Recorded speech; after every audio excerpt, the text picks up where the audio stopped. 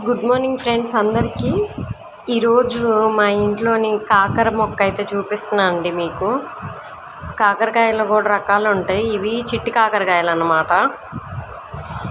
ఇవి ఎంత మనకి 40 రోజులు లేకపోతే 60 రోజులు 2 నెలల కన్నా బతకదంట మా అమ్మ చెప్పింది.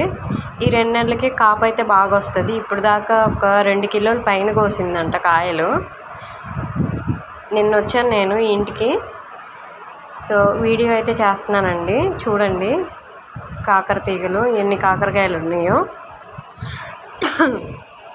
చాలా వరకు పండిపోయినాయి, వదిలేసింది అనమాట. కాపు అయిపోవచ్చిందని చెప్పి తర్వాత సంవత్సరానికి విత్తనాలు పనికొస్తాయని.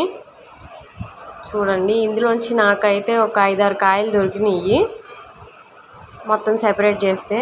సపోటా చెట్టు నిండా చూడండి ఎట్లా అల్లుకుపోయిందో, 4-5 కాయలు ఉన్నాయి. తీగలు మళ్ళీ లాగేస్తే ఈ చెట్టు మీద అయితే బరువు పడిపోతుంది. కానీ తీగలు లాగుదామని చూశాను కానీ పచ్చిగా ఉన్నప్పుడు తెంపకూడదంట,